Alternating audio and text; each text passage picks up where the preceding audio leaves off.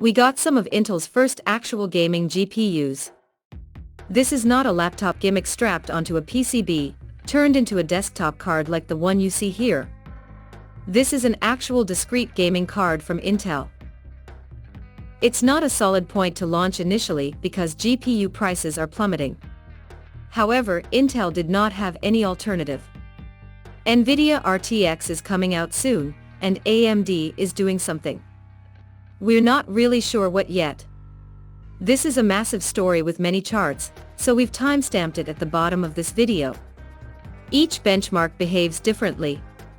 It's not like usually where we can draw a broad sweeping conclusion based on maybe 5 or 6 games, because the performance jumps around a lot with this card, and there are some unique behaviors with this card like resizable border and ray tracing, which will be covered in a future video. It has PCIe Gen 4 X8, no by 16 on this one. So there are lots of unique things to look into. And I feel it was a massive undertaking for us to get this done, while running the artesian build story. So if you want to support our work, you can go to store.gamersnexus.net to support our independent testing and reviews, and buy things like our limited edition full cyber skeleton shirts. These will not be made again once we've sold through them. They feature excellent water cooling parts for the rib cage design alongside RGB straps and PCI slots. The back is made of a large print area spine comprised of mass medicine and doctors. The A is the generation, so that's Alchemist. The next one will be called Battle Made. Think of the letter alike as having a video 30 and video 20, and the 7000 and 8 of the 6000. The A380 is the lowest, currently launched, with the next ones being the A750, an unknown price point, and probably an AA770 or similar. This is the Alchemist GP currently undertaking, including the Acme 10, and the AC11 detailed in this slide. The G11 is the simpler of the two, with 8 XY cores and 8 RTU units. So these cards have built-in ray tracing units. We detailed the architecture of Intel's RTP as previously mentioned. We will link that below and tell you how these slices, XY cores, and everything else are built. And we have an upcoming video that will go live tomorrow that includes some A750 shots, and an interview with one of Intel's engineers. Give you a hint, benchmarks are up first. We need to look at the rebar resizable base address register. This feature has been out for a while now, but it hasn't mattered that much. We typically see a couple of percentage points uplift on AMD and NVIDIA platforms. AMD, by the way, calls it SAM or Smart Access Memory. Now for Intel, this actually becomes incredibly important. Intel even describes resizable bar or rebar as required for the A380, and likely the A750 and 7 whatever after that. So we need to look at this on versus off, which is what we'll be starting with. And it's also a feature that's available on pretty much every modern platform. From some perspectives, games heavy on VRAM will see the most impact from this feature. Strange Brigade is both optimized and not really that intensive on the memory. Let's examine why this chart shows the percent improvement by enabling a resizable bar. We'll also want to get some benchmarks on competitive workloads with Intel and AMD. Both are running tasks with rebar on and off because it doesn't work without a resizable bar. You can throw it in the trash. Here's the comparison chart for the average EPS. I almost let go of it there. The results are a notable uplift from 1%. And although the overall average of EPS was impacted up to 39%, lows greatly benefited even further red. That shows an outlier result at 441% uplift. So we'll need to investigate that one closer in a frame-to-frame chart. We truncated the scale on this chart. So here's why the bar goes off the screen. If it doesn't, it diminishes the impact of the other 12 search results, making them look meaningless. As for the rest, the lowest improvement we saw was 21%, and Strange Brigade with Fukin enabled showed no benefit on average. The other results showed an uplift in the 70 to 80% range, and Tomb Raider doubled when using 1%. Lowe's and I tested these results, and we need to chart this data to better understand them. This is looking at frame time versus frames per second on a graph, which is the closest empirical representation of how a game feels that you can create in a benchmark. Anything else like bar charts is easy for a lot of data, but they also leave some of this information out. Here's why it's terrible to read that in other games with poor performance without rebar, the frame-to-frame graph plots, and the rebar spikes upwards of 300 milliseconds. Most people can see excursions from the previous frame in the 8 to 12 millisecond range, so even someone who's never played games before will see a 300 millisecond spike. This is bad. And if this were how the card behaved at all times, it'd be dead in the water and something we would never recommend.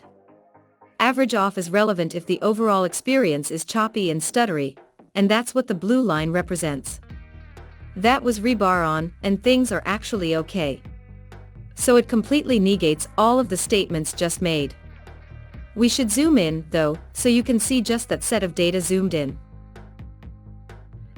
The A380 is still not perfect, but it's certainly way better when rebar is on the results for around 22 milliseconds with 3 excursions. And those spikes are about 42 to 58 milliseconds. And that's still bad, to be clear, and it is noticeable in gameplay as a stutter or a hedge. But the difference is that this set is playable behavior while the blue line is entirely unplayable. So we have enough data now to see a trend and say, yeah, rebar, even though it's not tactically required, it does help. Rebar does not show this type of impact. And AMD and Nvidia, from what we've tested, are typically in the range of 0 to a couple percentage points, uplifting in average peers. Sometimes it's even tactically negative because it's the fundamental error. And so it's a lot different story there. How frequently this happens depends on the game, similar to Red. With astronomically bad games, the experience is ruined from start to finish. What it will mean with other games, the problem will be less obvious, but the experience is still poor. Intel's card is susceptible to memory latency with memory data rate, and those problems can occur every few frames. The gaming experience with Intel's graphics cards is like this because Intel has done something different with its memory controller, or its memory subsystem design, in this case. Competitive benchmarks will be next, starting with Shadow of the Tomb Raider. While we measured the A380 at 50 average with rebar enabled, all others are at 6,400. The AMD are at 6,400, which is 14% lead. The average of the lows is about the same between them.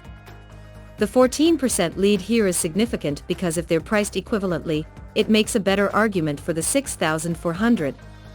However, we also don't really recommend that card overall. But comparatively, those are the only two options. It's doing better compared to the 1050 IOC from 2015, which isn't overclocked here. That's just how MSI titles fans. The A380 reads this by about 36% on average, which also has a good lead in those. 1030 is irrelevant here and always, but if they're anywhere close in price, the A380 would be far superior. And as for your GTX 1650 and GTX 1650 Super questions, both have significant leads over the A380. The A380 is more significant than that.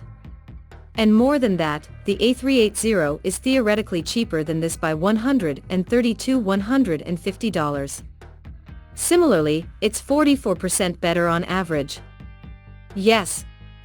So it's about a $1 to 1% gain for the 1650 Super. Thus far, Intel hasn't flubbed it totally here. It hasn't impressed us yet. But it hasn't disappointed us either by failing miserably. So that's good for a new vendor. At 1440p, the A380 runs at 34 amps average with rebar. It's not exceptionally playable, but out of interest, it helps to see scaling between the resolutions. The ARC 6400 is about 10% ahead here, dropping from 14% at 10 p.m. Intel has clawed back some of that gap. However, this particular set of options on this game doesn't really matter. The 1650 Super maintains about a 43% lead, and the Rs 580 is about 38% ahead of here. Intel does better in this game's test results and runs at 43 hours with Ultra settings. That doesn't really matter, though, and you can make the card run better on this game by lowering the settings to high. But what matters most is how one graphics card compares to another. So we'll switch to percentages. This game lost 6,400 points to the A380's 22% lead, demonstrating a scenario where the A380 has a design advantage. The A380 also beats the other two cards at $180 or $6,500, indicating that it has an architectural edge. It's 7% better than the non-Super GTX 1650 at $150 or an original MSRP of $180. That's better than the A380 has any business doing overall based on previous results, and it gives Intel maybe a glimmer of hope. Still, it isn't really quite there yet. In comparison, Intel's A380 runs smoothly with an average of 31 amps at 1440p, leading this test at 6400 by 17%. That's a more minor difference than before, but it's still even if you used medium or low settings, which wouldn't be worth it because the A380 would do okay here. The R580 has a significant 60% lead.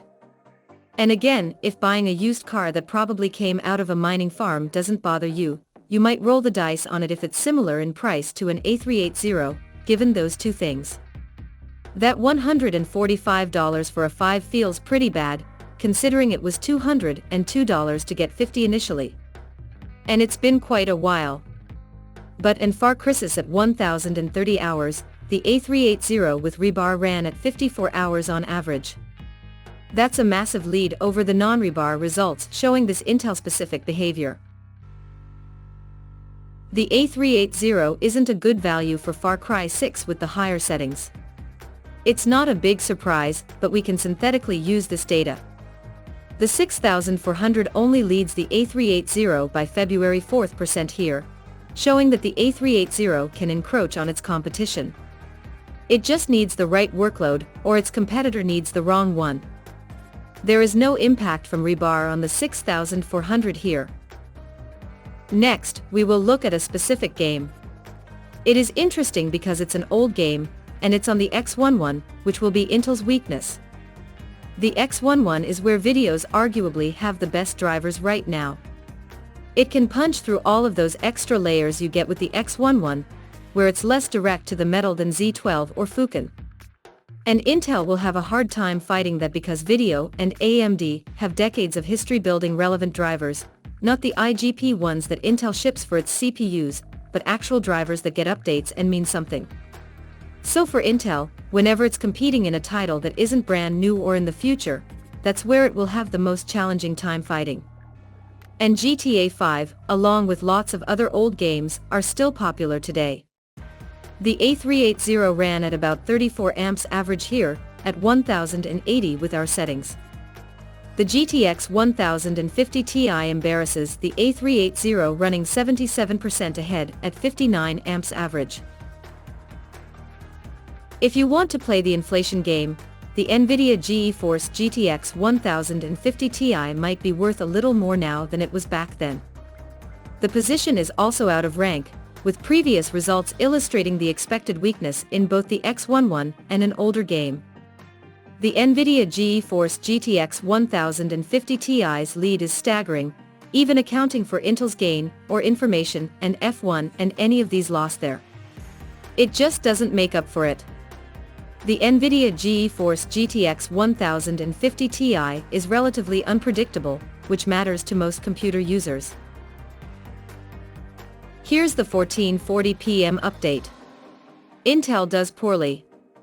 The ARC 6400 leads by 84%. Next game. Next up is Rainbow Six Siege up 10 HP. This one has the A380 at 120 piece average, with the non-rebar version doing well on average ups but doing poorly in 0.1% load.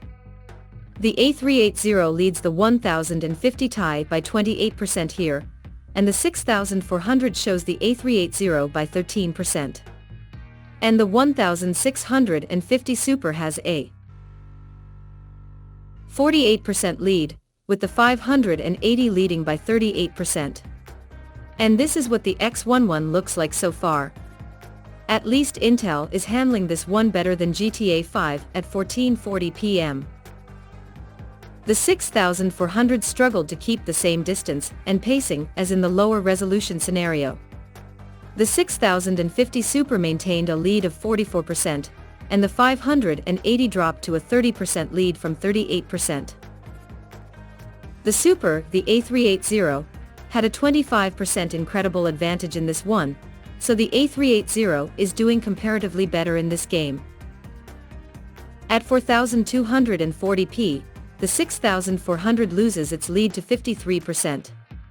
This reinforces the higher resolution improvement for the A380, which we think might be attributable to the same behavior influencing this rebar performance, and Red Dead Redemption 2 at 1080p and with DeX, while the ARC 6400 leads the A380 by about 7%, not as impressive as elsewhere. The lows are about the same between these two cards other than the non-rebar results and been disastrous. The A380 leads the 10 by 62% in this one, with the ARC 580 31% ahead of its rival, and the Orange 588 in a close race. The A380 is still developing, but the RS5 580 is old. Predicting that was hard only for the academic exercise. So Intel has some ways to go here. Perhaps it'll be a different story once you look at the A750, or maybe on transient spikes, it might be better. Anyway, wrapping this up, then a couple of interesting findings here.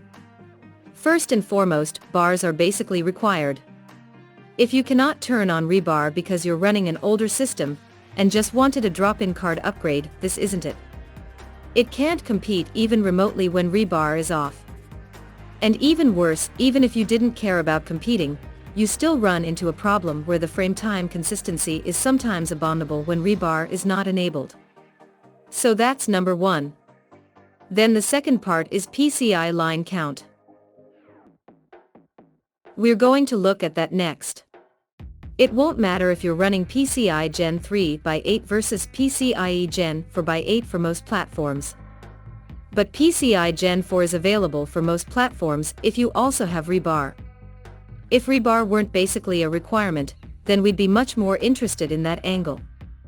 One other thing here, we noticed that in high-resolution tests like 1440p, which we didn't show even though it's not playable, it's not practical most of the time, it reveals an interesting behavior, which is that Intel's ARC GPUs, they start to gain performance relatively versus the competition, where it'll climb a few percentage points towards or past things like the ARC 64 onward. And while that's not actionable, if you're not playing at 1440 anyway because it's not quite good enough, you don't benefit from it. It does tell us where Intel's going. We think this is related to the rebar behavior where, because of the unique memory subsystem structure and the reliance on memory latency, it may be the case that we see these GPUs doing better with higher resolutions than, say, 1080p. Therefore, it'd be more like NVIDIA than Intel. And that way, the biggest problem that Intel's running into with their A380, and probably every other CPU, at least in the initial lineup, is consistency. The behavior is erratic and based on a few different things. One of them is the API. If it's another one is the age of the game. Another one is driver, the level of optimization of drivers for each specific match. These things all tie together. So DirectX 12 and Fukin are really built on most modern games now. When older stuff on X11. DeX 9 is the game where we saw GTA's performance looking terrible for the A3, and it was not even close to the Rs. 6400 in that game made no sense to use an A380 for GTA 5. And that probably resonates with other older games, especially those on older APIs. So that's their biggest challenge: consistency. It's hard because Vinny and Andy have built these drivers for decades. Intel has made a driver package that sucks for GPUs that have been terrible for probably a few decades, but you wouldn't know it as the IGP is if you're curious. And fortunately, so far, we haven't seen marketing pretending that they do so. At least there's that. The 6400 from Andy, it's $100 and $200 cards now. Sometimes it allows the A380 to lead by 20% like an F1. Now you're taking a small risk if you buy Intel Arc. It's new and needs to get established somehow, so someone has to take that risk. Though Intel is a huge company, it does have a lot of resources on this, and the roadmap does have at least a few more years in the works, with at least one more generation being worked on right now. Right now, that would be battle made. So if it gets abandoned, at least it won't be for a few generations, if that's any consolation. You are rolling the dice a little bit on eBay to get scammed by artisans and former CEOs, and who knows, maybe they'll sell you one. The performance versus the 1050 Ti isn't awe-inspiring either. Sometimes it's like 11% ahead. It's just not that exciting, considering that's a 2016 card. Our opinion on this is ultimately the A380. There's a reason Intel then launched it worldwide immediately. There's a reason they relegated it to one market, China, for this market. Everything will sell because there is a large audience, and that is usually because it's not competitive enough or a supply issue, it's one or the other. But we're leaning toward Intel's history. They probably want something a little fiercer to launch in the rest of the world as their flagship. And now, it will be forced to acknowledge this because the media is starting to get it. So basically, no, it does better than you would expect. And some games like Forza. Consistency is critical. If it doesn't keep its surface, that is one of the most frustrating experiences for an end user. So who should buy it? As an enthusiast, someone who likes being on the cutting edge, wants to play around with something new, different, and exciting, and has the patience to deal with some frustrations. So the card, as in the video card, not just the GPU, is much better built than other $150 6 series cards like the 640s that you can get for the same price or more. As you said, any company coming into this space can't just hand it over and say, well, because you're small, it's a way to scale. We can't do that. So it's good that Intel has a sound footing here. Intel's drivers must develop and mature, and so must the architecture. We'll see what the A750 is. But that is your first look at it for an in-depth test. And we have many more coming this week, so subscribe for that. That's it for this one. Thank you for watching.